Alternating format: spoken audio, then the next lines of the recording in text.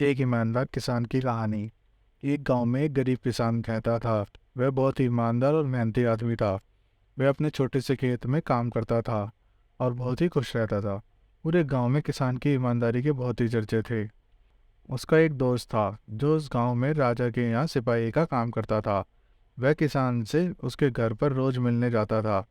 एक बार राजा ने अपने दरबार में एक ऐलान किया कि उसके बगीचे में काम करने वाला एक अच्छा सा कारीगर चाहिए जो उसके बगीचे के पेड़ पौधों और फूलों का ध्यान रख सके।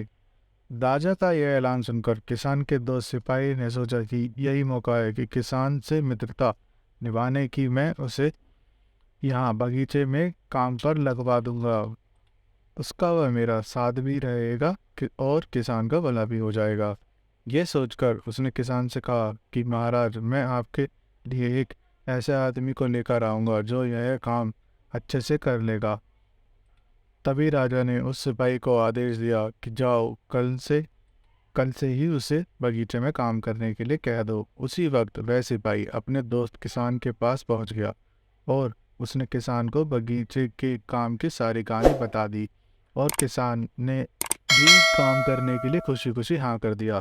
अगले ही दिन अपने दोस्त के साथ वह राजा के महल पहुंच गया।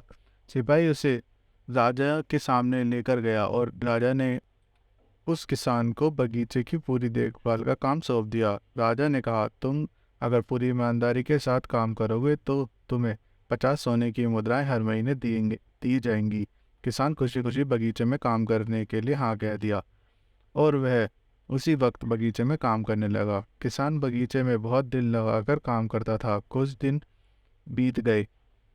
किसान ने बगीचे को बहुत सुंदर व हरा भरा बना दिया। राजा का उसका काम बहुत पसंद आया। एक दिन किसान बगीचे में कुछ खुदाई कर रहा था तो उसने जमीन के नीचे कुछ महसूस किया। तो उसने खुदाई की तो देखा वहाँ नीचे एक बड़ा सा संदूक था। किसान ने वह संदूक बाहर निकाला और खोला तो यह देखा वह सोने और चांदी से भरा हुआ है। ये देखकर किसान बहुत खुश हुआ और अपनी ईमानदारी दिखाते हुए राजा के पास पहुंचा। राजा किसान की ईमानदारी देखकर बहुत खुश हुआ और उसके साथ वह वहां गया जहां किसान ने खजाना निकाला था। राजा ने देखा तो कहा, यह खजाना तो हमारे पुरखों का है। हम कई वर्षों से इसे खोज रहे थे। खजाना देखकर राजा बहुत ही खुश हो जाता है। राजा अगले दिन किसान को पूछता है कि तुम्हें अपनी ईमानदारी के बदले क्या चाहिए। किसान बोला, मालिक, मुझे कुछ नहीं चाहिए। मेरे पास जो भी है मैं उसी में खुश हूँ। राजा उसकी इतनी अच्छी बात सुनकर और खुश हो गया और किसान को अपने मंत्री बनाने का फैसला किया। किसान ने राजा की बात मान ली और मंत्री बन गया।